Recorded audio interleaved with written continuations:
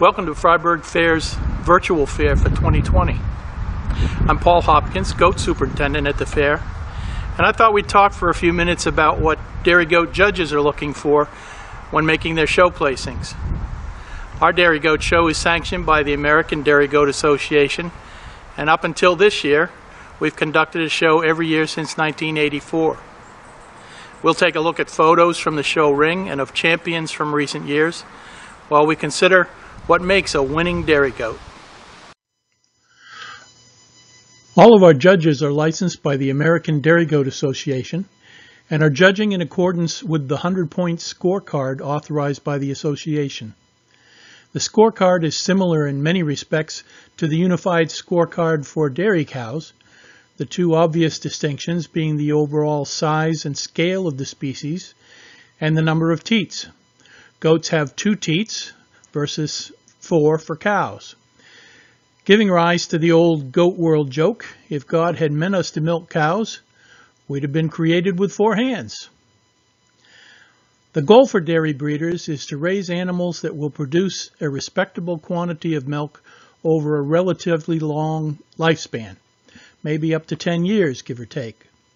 So if production and longevity is our goal, it follows that a foundation of strong feet and legs is important. Indeed, feet, pasterns, and legs account for 15 of the 35 points in our first category, called general appearance. 8 points are assigned to a strong and straight back, 5 points to the head and breed characteristics, and 5 points to the front end assembly, that is, the area from the withers to the brisket, including shoulders and elbows. 2 points are allotted to stature. The second category of the scorecard is called dairy strength. A long, lean neck is desirable, along with prominent and wedge-shaped withers. The ribs, flank, thighs, and skin are also evaluated in this category. We're looking for angularity and openness with a strong yet refined and clean bone structure. The overall impression should be that of an animal that is putting its productive resources in the milk bucket and not on the frame.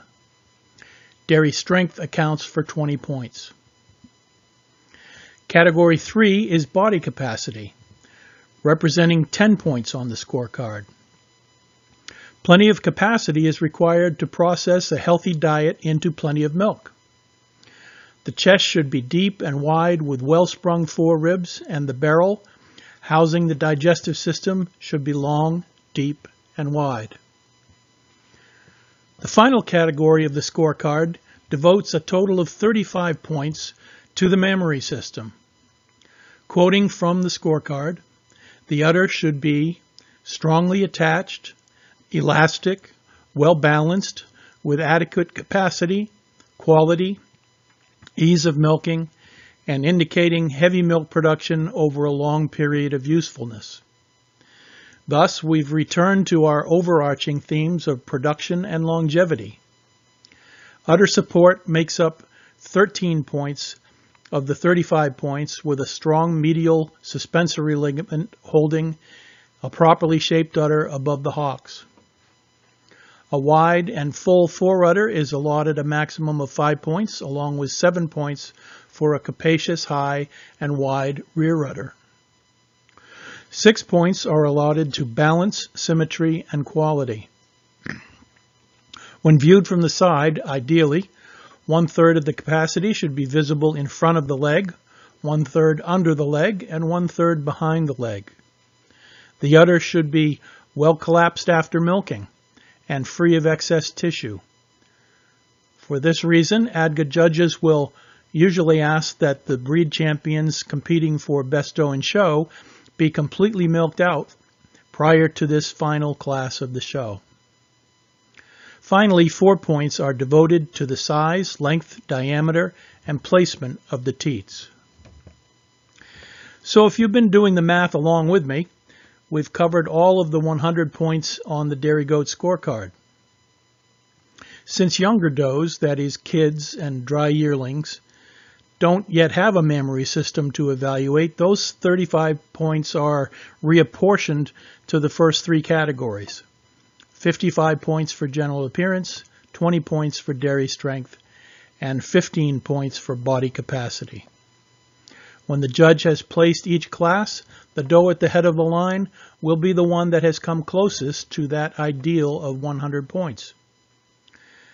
We once heard a judge begin giving reasons for a class by saying, "There's not more than a half point's difference between the first three does in this class, but I'm going to tell you why I've placed them the way I have today."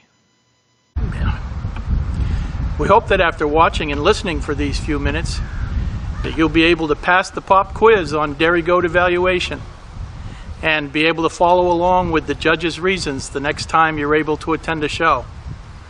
Thanks for viewing.